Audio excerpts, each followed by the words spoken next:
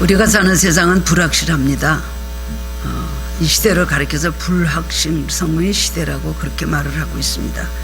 그래서 내일을 예측할 수 없는 시대를 사는 현대인들은 불안과 두려움을 느끼면서 살아가고 있습니다. 우리 삶 속에는 우리에게 두려움을 주는 많은 요소들이 있습니다. 두려움을 떨치려고 해도 또 두려움이 엄습하는 일들이 생각지 않게 예상 밖에 상상 밖의 일로 나타날 때가 많이 있습니다. 그 이유는 첫 번째는 무지입니다. 옛날에 미개한 원시인들은 일식 현상이 벌어지면 하늘이 진노하는 것으로 알았습니다. 하늘의 진노를 풀어주기 위해서 생사람을 잡아갖고 죽여갖고 제사를 지내는 것까지 있었습니다. 이것은 무지의 결과가 두려움으로 나타나는 결과라고 할 수가 있습니다. 똑같은 상황이라도 내가 그것을 해결할 능력이 있다고 생각하면 두려워하지 않습니다. 그러나 그것을 해결할 능력이 없고 인간 능력의 한계를 느끼게 되면 사람에게는 두려움이 엄습하는 것입니다. 큰 일이든 작은 일이든 이거는 내가 해결할 수 없다 하고 모든 것이 한계 상황에 놓이게 되면 그때부터 두려움이 오게 되고 요즘 말하는 공황장애가 오고 우울증이 오고 여러 가지 많은 그런 신경적인 것 그리고 심리적인 병이 생기게 됩니다. 암 같은 무서운 질병이 생기게 되면 요즘은 그래도 초기에 또 암 진단을 받게 되면은 소망을 가지고 열심히 하는 여러 가지 방법들이 있지만 그렇지 않고 발견이 딱 됐을 때에 결국 굉장히 심각한 수준에까지 이르렀다 아니면 또 시한부 사형 선고를 받게 되면은 그다음에 죽음 앞에 누구나 두려워하고 좌절하게 되는 것입니다. 두 번째로는 죄는 인간의 삶에 또 두려움을 안겨줍니다. 아담과 하와가 범죄한 후에 철저히 느낀 감정은 두려움과 수치였습니다. 그래서 그들은 하나님으로부터 벌을 받을 것이라는 두려움과 아울러 그래서 부끄러움 때문에 그 부끄러운 것을 가리고 하나님의 낯을 피해서 동산나무 사이에 그들은 숨었다고 했습니다. 우리 삶의 현장에는 이렇게 많은 두려움이 있습니다. 건강에 대한 두려움, 경제에 대한 두려움, 자녀의 미래들에 대한 두려움, 죽음에 대한 두려움, 또 자기가 가까운 사람들, 인간관계에서 오는 배신에 대한 두려움이 있습니다. 막연한 두려움이든 아니면 구체적인 두려움이든 사람은 불확실한 미래에 대한 두려움에서 누구나 다 고통을 받게 되어 있습니다. 오늘 본문의 말씀은 불안한 미래의 두려움을 겪고 있는 떨고 있는 유다 백성들에게 들려주시는 이사야 선지자를 통해서 들려주신 하나님의 위로와 격려의 메시지입니다. 이사야 선지자는 국가적 정세가 요동치는 BC 7, 8세기에 활동했던 예언자입니다. 이사야는 당시 북왕국 이스라엘이 아수르에게 점령당하고 멸망당함으로 동족들이 잔인하게 죽임을 당하고 고통당하는 비참한 모습을 바라보았습니다. 그런데 그 먹구름이 점점 남유다 유다 왕국으로 몰려오는 것을 보게 됩니다. 그때 유다 백성들은 회개를 해야 될 거 아닙니까? 앞으로 이런 일이 일어날 것이라는 선지자들의 그런 경고를 받으면 회개를 해야 됨에도 불구하고 하나님 품을 떠나서 점점 더 폐악한 길로 걸어가며 하나님 계신 우상을 하나님같이 섬겼습니다. 하나님의 진노가 그러므로 점점 깊어지고 심판이 가까웠지만 그것을 깨닫지 못하고 유다와 예루살렘 사람들은 아주 자기 삶에 안주하고 있었습니다. 이게 평안하다. 그리고 우리는 아무 문제가 없다고 그런 암의 자신감을 가지고 그렇게 살고 있었다는 것입니다. 이런 안타까운 상황을 보면서 이사야 선지자는 하나님 뜻을 거역하며 하나님께 반항하는 이스라엘 백성과 주변의 모든 민족들에게 장차 하나님의 무서운 심판이 임할 것을 예언합니다. 그리고 이 심판의 날을 여호와의 날이라고 그렇게 선포를 합니다. 여호와의 날이 임하면 그리고 머지않아 너희들은 하나님의 심판으로 바벨론에 끌려가 종로로 타게 될 것이라고 그렇게 무서운 예언을 합니다. 이사야는 유다가 바벨론 느부갓네살 왕의 침공에 정복당하고 백성들이 포로로 끌려가기 전 제가 이렇게 시대적인 걸 보니까 한 100년이나 150년 전 경에 이스라엘의 앞으로의 참담한 미래를 예언한 선지자입니다. 그러므로 이사야는 제가 포로로 끌려갔을 때 얘기가 아닙니다. 전체가 이사야서는 앞으로 이스라엘 민족이 어떤 고통을 당할 것인가 하나님의 심판과 그 다음에는 회복이 있을 것이라는 것에 대한 그는 예언서를 길게 쓴 것이 바로 이사야서입니다. 실제적으로 BC 597년 유다 백성은 에스겔 선지자부터 이제 끌려가기 시작했어요. 에스겔 선지자는 제사장이었어요. 그런데도 불구하고 1차 느부갓네살이 와서 침공하여서 사람들을 포로로 끌려가게 될 때 에스겔도 그때 끌려갔다고 성경은 그렇게 되어 있습니다. 하나님이 임재하시는 상징으로 믿겨져도 성전의 모든 성물들은 탈취당하고 성전은 불타고 없어진다. 이것이 바로 이제 이사야의 예언입니다. 너희들이 그렇게 될 것이다. 백성들은 모두 바벨론으로 끌려가 고통을 당한다고 말합니다. 그 고통의 시간이 언제 끝날 것인지 기약도 없고, 이스라엘 백성을 처음에는 몇 년이면 끝나겠지, 하나님 아무리 그렇게 오랫동안 그렇게 심판을 하실까라고 생각을 했었는데, 완전히 유다 왕 이스라엘 나라 모두 북이스라엘과 남유다는 완전히 포로가 된 돌아갈 기억이 없습니다. 그리고 완전히 주권을 완전히 잃어버리고 말았습니다. 이제는 절망과 좌절만이 엄습을 합니다. 하나님 앞에 회개도 하였겠지요. 우리들의 잘못을 용서해달라고 얼마나 기도를 많이 했겠습니까? 몇 년이요? 70년 동안. 그들은 눈물을 흘리고 고향을 그리워하고, 그리고 얼마나 많은 선지자들이 고통을 당하고 핍박을 당하고 죽었고, 얼마나 많은 고통을 당한 것이 우리 구약에 계속해서 나오고 있지 않습니까? 예레미야, 에스겔, 다니엘, 호세아, 요엘 계속해서 나오면서 이스라엘 백성이 고통당하는 것을 기록을 하고 있습니다. 그러므로 이제 좌절만이 남았고 하나님께 대한 어떤 희망과 소망도 없어졌습니다. 하나님 우리를 완전히 회복시키지 않을 것이다. 우리는 이대로 살다가 죽을 것이라는 완전한 절망 속에 있었습니다. 꿈도 희망도 다 버리고 두려움만이 가득한 상태예요. 그때 유다 백성들은 하나님께 원망과 불평을 쏟아놓습니다. 왜 우리의 갈 길을 보여주지 않습니까? 왜 우리의 억울한 탄식의 소리를 외면하십니까? 라고 부르짖게 된다. 이것도 예언입니다. 너희는 나라는 그렇게 될 것이고 너희는 그렇게 될 것이다. 깨달으라고 하면서 계속해서 이제 이사야는 예언을 했습니다. 그렇게 부르짖을 때에 하나님은 이제 때가 되니까 이사야 40장 27절부터 보면은 드디어 위로의 메시지를 들려주시기 시작을 합니다. 이사야는 1장부터 39장까지는 유다의 죄에 대한 하나님의 징계와 심판에 대해서 기록을 하고 있고, 40장부터 66장까지는 유다를 회복시키겠다는 하나님의 소망과 위로의 격려진 메시지가 기록되어 있습니다. 하나님의 마음이죠.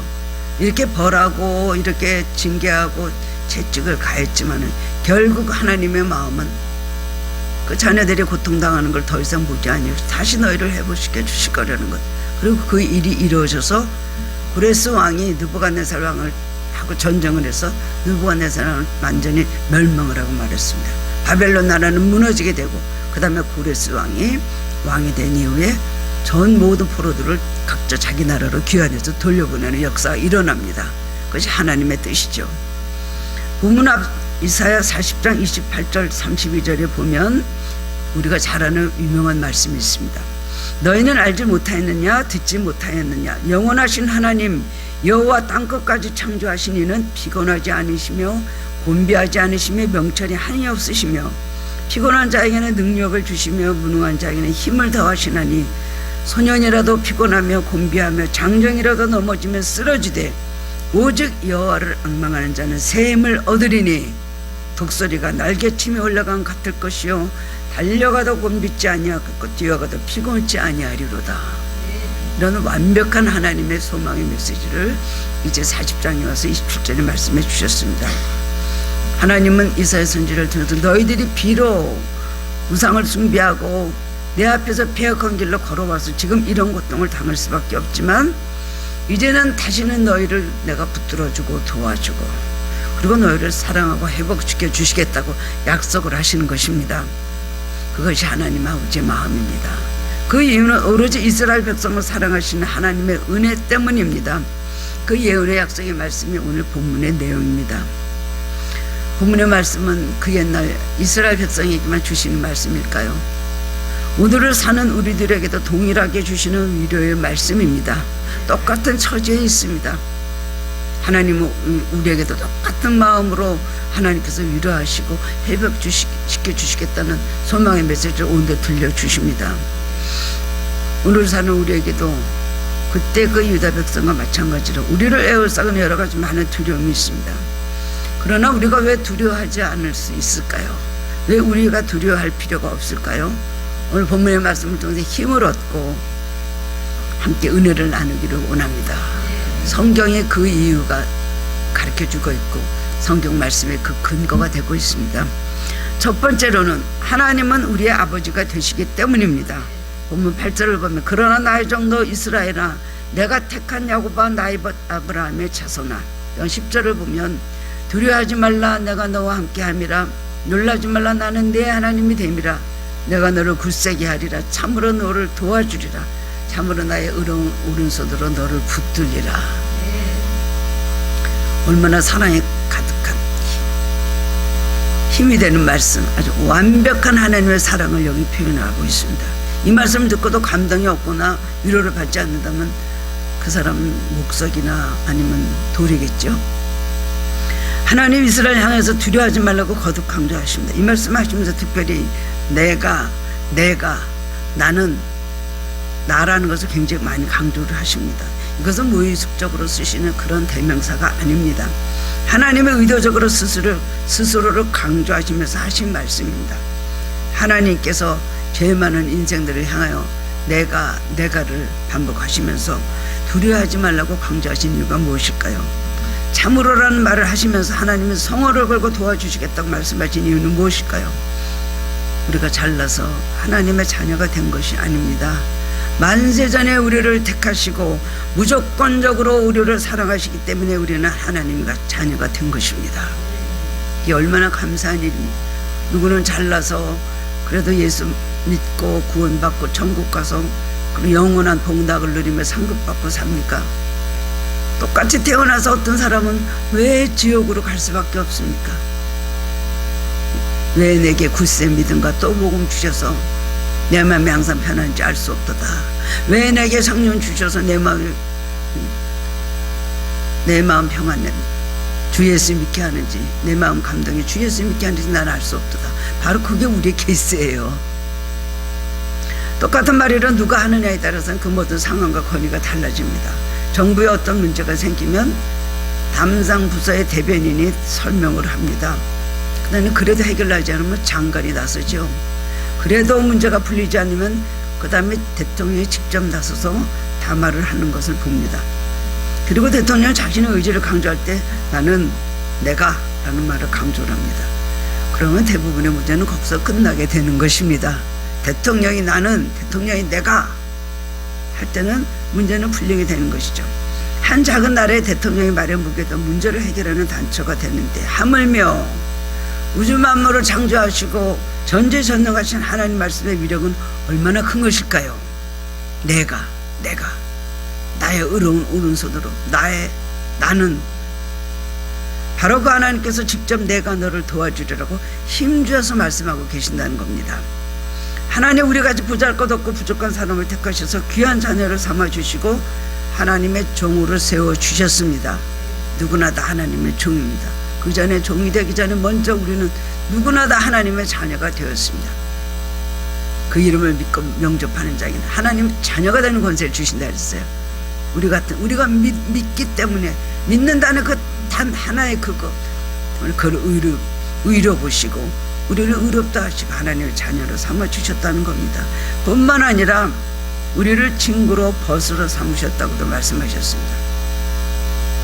그러므로 너희는 더 이상 두려워하지 말라, 너를 도와주시겠다고 하시는 겁니다. 오늘 여러분 각자에게 주신 말씀으로 레마의 말씀으로 이 말씀을 받으시기 바랍니다. 나 같은 것을 두려워하지 말라고 하시고 놀라지 말라고 하시고 내가 참으로 너를 도와주고 나의 의로운 너를 오른손으로 붙들리라. 그런 일이 실제로 정말 우리에게 일어나고 우리에게 하나님 사이에게 쏟아지고 있다는 걸 믿으시기 바랍니다. 두 번째로는 우리가 두려워하지 않을 이유는 무엇일까요? 하나님이 택한 자녀이기 때문입니다. 부모는 자녀에 대해서 모든 것을 책임집니다. 어떤 상황에서도 자식 입장에서 변호를 하죠.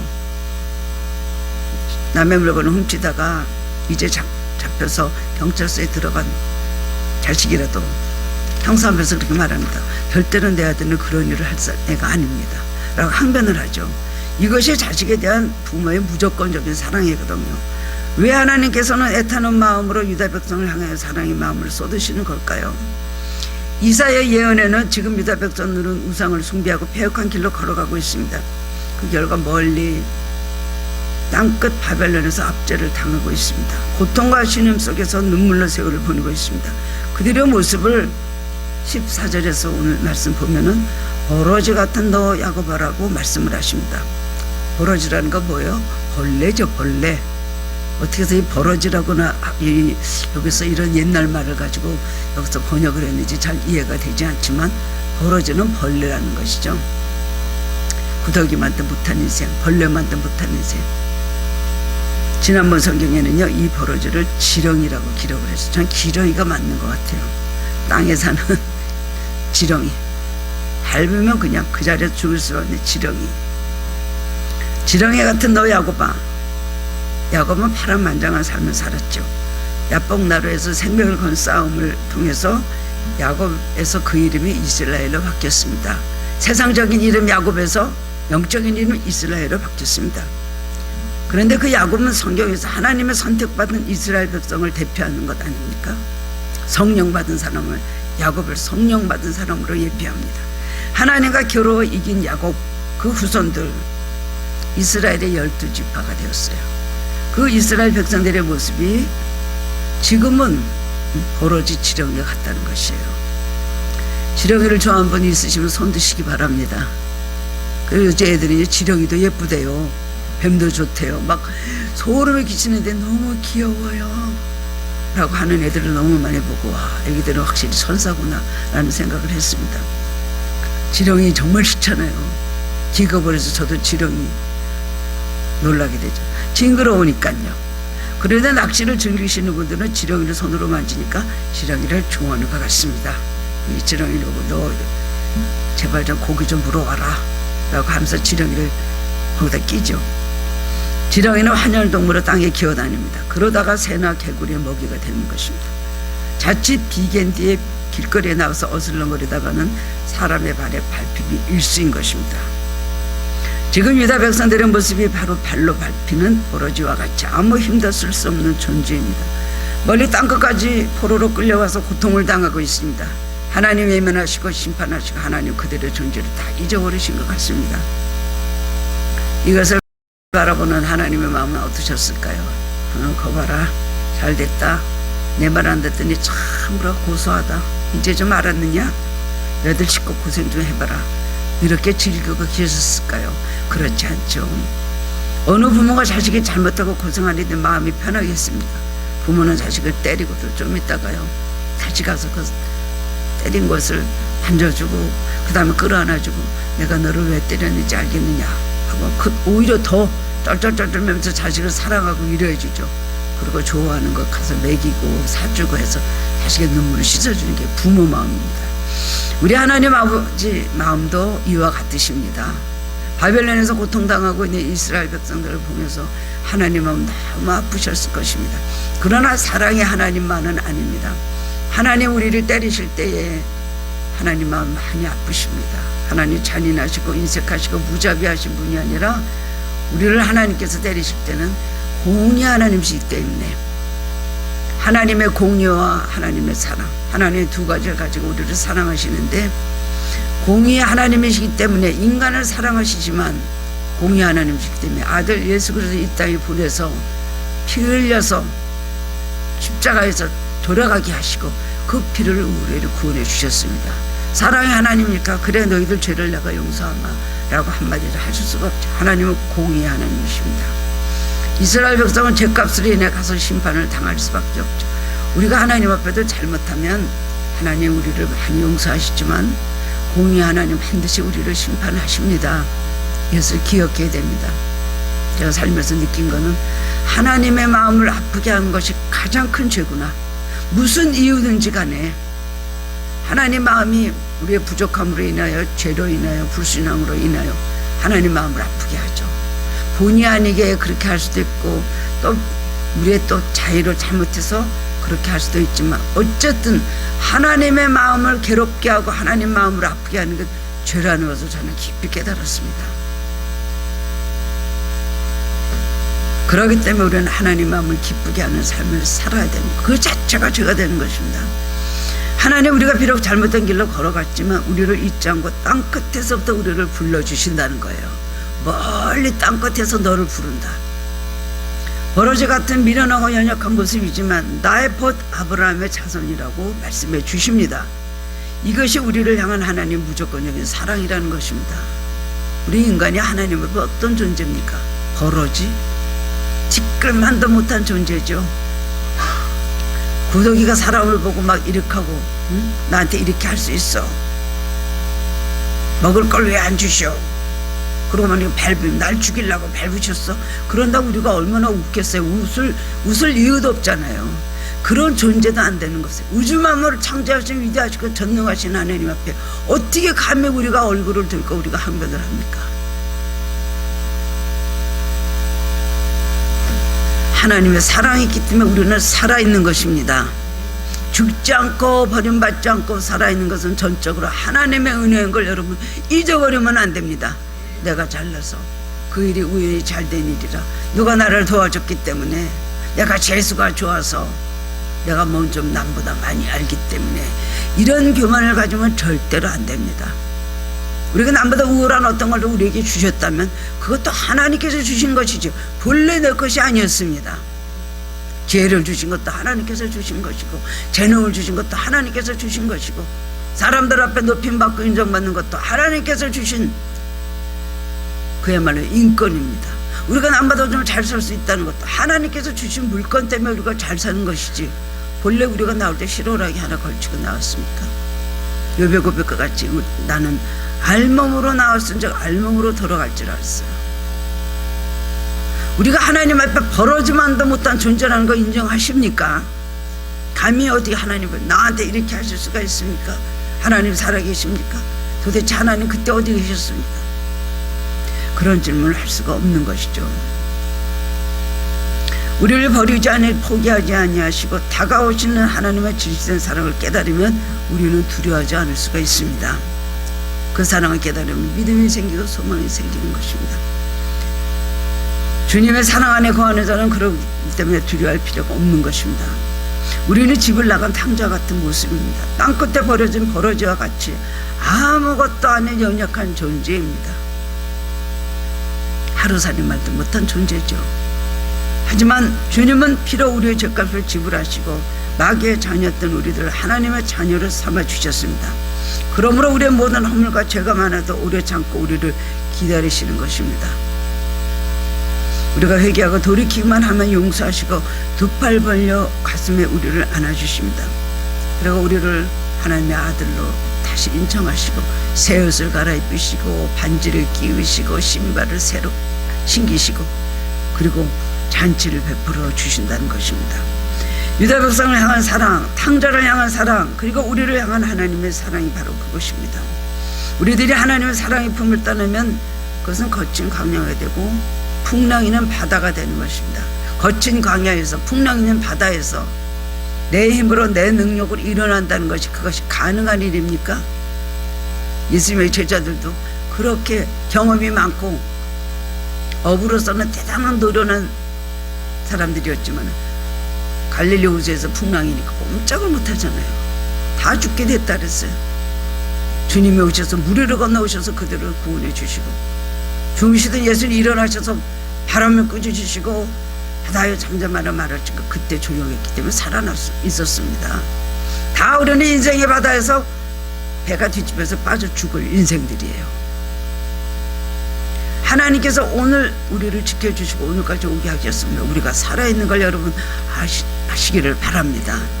하나님의 사랑, 하나님의 은혜를 부정하고 모르는 사람은 정말 배은망덕한 사람입니다. 누가 나를 사랑하고 부모가 나를 사랑해준 그 사랑에 비교할 수 없는 사랑입니다.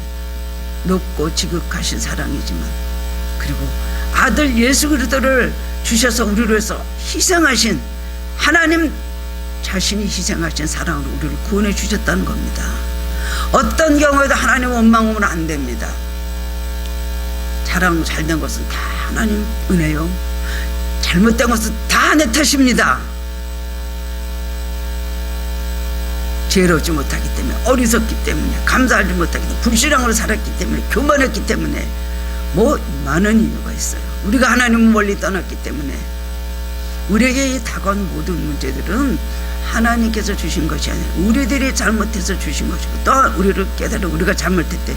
이스라엘 백성같이 우리들이 깨달으라고 우리를 재칭질하고 심판을 하신다는 걸 기억하시기 바랍니다. 우리가 하나님 품에 안기면 하나님 붙들어 주시고 모두 책임지십니다. 하나님을 자꾸 하나님 품으로 들어 버리시는 사람 한 사람도 없습니다. 나는 특별히 미워하니까 버릴 거야. 나를 미워하시면 이렇게 하겠어? 왜 나한테만 이렇게 혹독하신가? 라고 생각하지만 그것도 감사하시기 바랍니다. 여러분이 많은 고통이 있다면 축복도 여러분 크다는 것을 기억하시기 바랍니다. 인내를 많이 하고 믿음의 생활을 오르며 싸운 사람은 하나님의 축복도, 지금 세상에서도 축복도 있고 하나님 나라의 축복은 더욱더 크다는 것입니다. 하나님, 우리가 하나님께 불순종하고 실수하고 넘어질지라도 우리를 싫어하여 버리지 않고 포기하지 않겠다고 약속하셨습니다. 나는 너희를 고와 같이 버려두지 않고 다시 너희에게로 오리라. 예수님 제자들에게 그렇게 말씀하셨잖아요. 불안에 떨고 있는 그들에게 다시 성령으로 너에게 오시겠다. 그 약속이 사실 아닙니까? 우리 안에 누가 계십니까? 성령이 계십니다.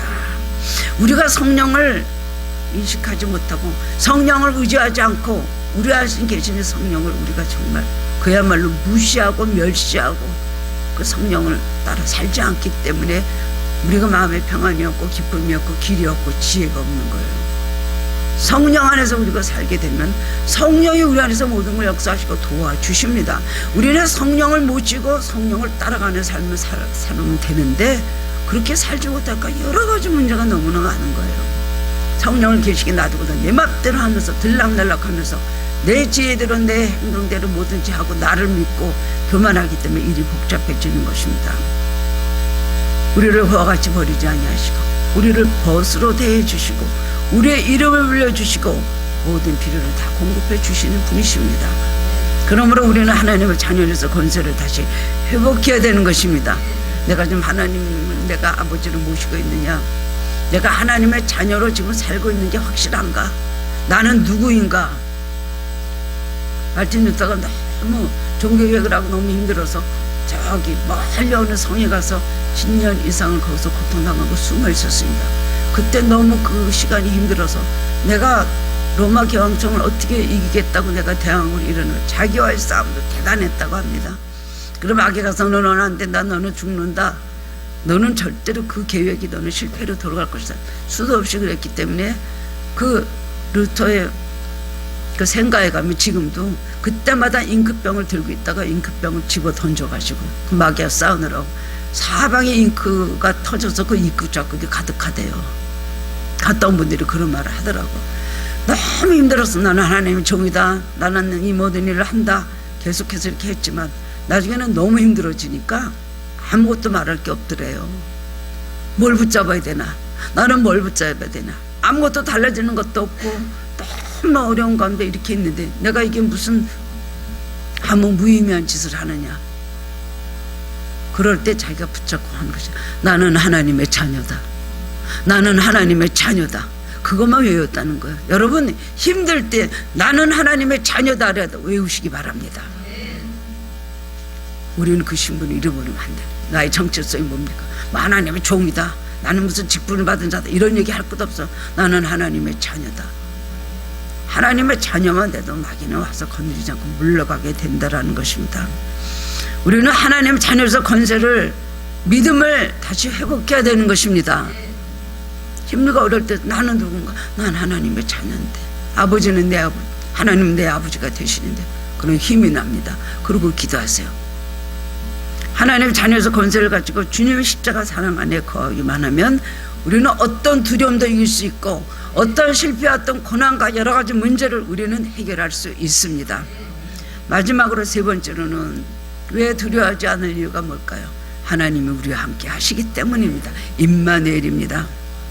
하나님이 우리와 함께 하시기 때문에 이 세상에 천만인이 나를 둘러싸면 뭐합니까? 도와주려고 하면 뭐하고, 해치려고 하나님은 여호와께서 나를 돕는 자 중에 계시니 나는 두려워 아니하리로다.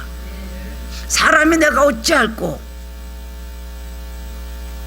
임마누엘, 하나님 우리 함께 계신다. 이거보다 더 기쁜 복음이 우리에게 어디 있습니까? 마리아가 이제 예수님 잉태하고 있을 때 요셉이 보고는 가만히 끊으려고 생각했다 그랬어요. 마태복음 1장. 그랬을 때 임마누엘 가브리엘 천사가 나타나서 요셉에게 말합니다. 처녀가 잉태하여 아들을 낳을 것이니 그 이름을 임마누엘이라. 이건 하나님께서 그와 함께 계시다 함이라. 하나님께서 예수님과 함께 하시면 임마누엘 되시고 예수님 우리와 함께 하시면 임마누엘 되신다는 겁니다. 임마누엘의 은혜보다 더 기쁜 은혜가 어디 있습니까? 하나님은 늘 우리와 함께 하시고 우리는 그 하나님과 늘 동행하는 삶, 이거보다 행복한 삶이 없습니다. 가장 확실하고 성공을 향한 길이 없는 것입니다. 근데 크리스찬 가운데는 하나님 가까이 오셔서 가까이 오신다, 그리고 함께 하신다는 사람이 굉장히 부담스러워하는 사람이 있어요. 아유, 가까이 안 오시면 좋겠어요. 그 이유는 주님께 순종하는 삶을 사는 것이 자유가 없고 피곤하고 속박이 때문입니다. 그래서 하나님 제발 좀 가까이 오지 마세요. 날 좀 내버려 두세요.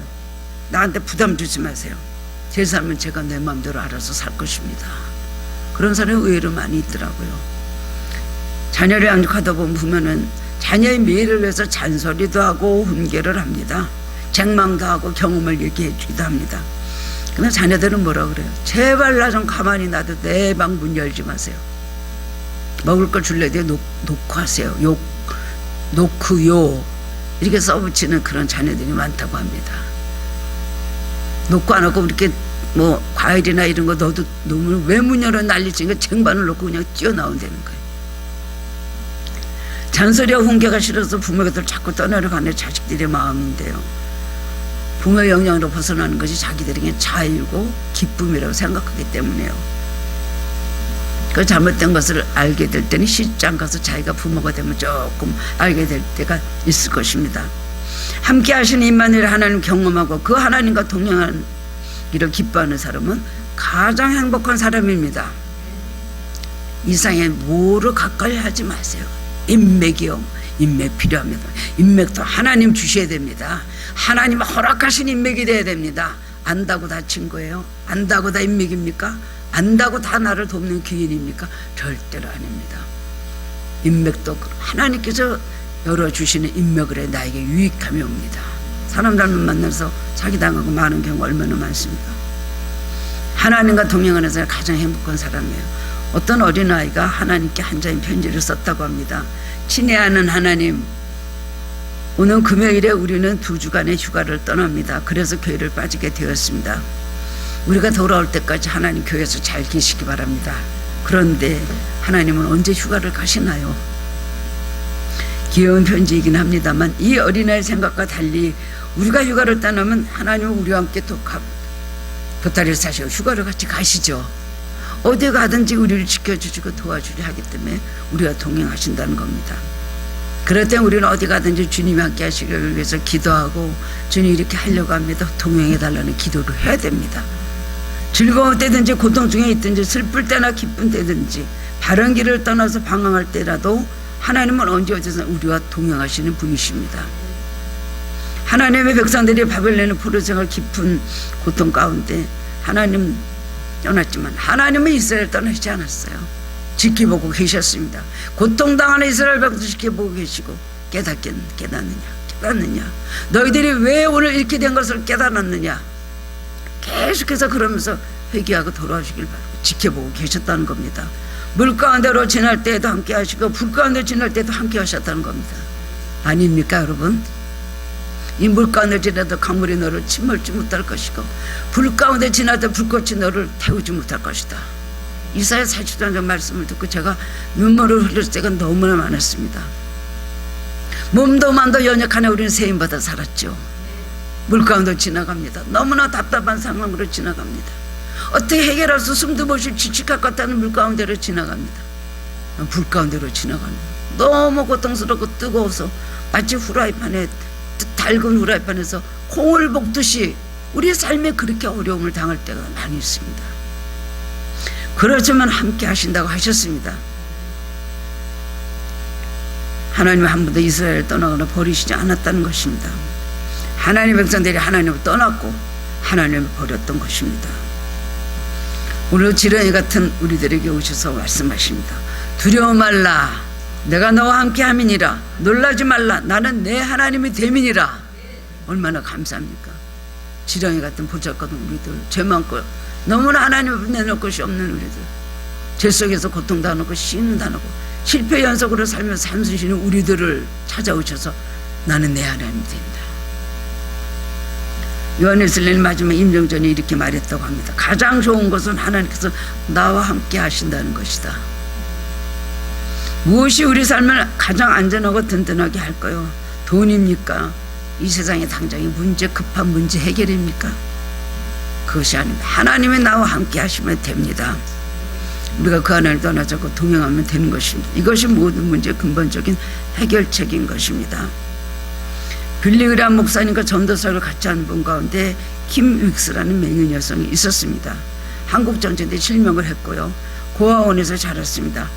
어떤 미군 중사의 도움으로 미국을 건너가서 거기서 인디아나 주립대학에서 공부하고 또 오스트리아에서 성악 수업을 해서 훌륭한 성악가가 되었습니다. 근데 그는 맹인이 어렸을 때부터 실명을 했어요. 그가 이런 간증을 했습니다. 사람들이 맹인의 나를 인도할 때 저 100m 전방에 뭐가 있다고 말하지 않습니다. 단지 앞에 물이 있으니 건너뛰라고 말합니다. 그럼 저는 건너뜁니다. 앞에 층계가 있으니 발을 올려놓으라고 말합니다. 그럼 저는 발을 옮겨놓습니다. 저를 인도하시는 분을 내가 믿고 한 걸음씩 걸음을 옮기다 보면 가고자 하는 목적지에 곧 도착을 합니다. 지난 세월 동안 기관 운명 속에서 저를 인도하신 하나님의 방법도 이와 같았습니다. 하루하루 한 걸음 한 걸음 인도하십니다. 다 하려고 하지 말고 알고 보고 알고 가려고 하지 마십시오. 믿음을 가지고 한 걸음 한 걸음 인도하실 주님 말씀 따라 가면 우리는 승리할 수 있습니다. 우리 삶을 간섭하시기 위해서가 아니고 우리를 잔소리하시려고 책망하시려는 것이 아니고 우리를 치료하시고 우리를 회복시키시고 우리를 살리시라는 하나님의 손인 걸 믿으시기 바랍니다. 여러분, 버러지 같은 모습으로 땅끝 모퉁이에서 신음하며 자신의 환경을 바라고 원망하고 불평하고 있지는 않은지요. 있는 사람에게는 모두 실패와 고난이 낭비가 아닙니다. 하나님께서 우리에게 새 출발해라, 다시 출발해라, 방향을 바꿔서 새롭게 시작하라, 포기하지 말라 말씀해 주십니다. 낙심에 있는 우리와 동행하시고 우리를 붙드시는 하나님의 손길을 매일매일 느끼면서 살아가시는 성도님들 되시기를 주님의 이름으로 축원합니다. 사랑해 주는 은혜를 감사드립니다. 하나님이 살아계신 것을 너무 감사를 드립니다. 우리 아버지가 되시는 것을 너무 감사를 드립니다. 우리가 하나님의 자녀가 된 것은 더욱더 감사를 드립니다.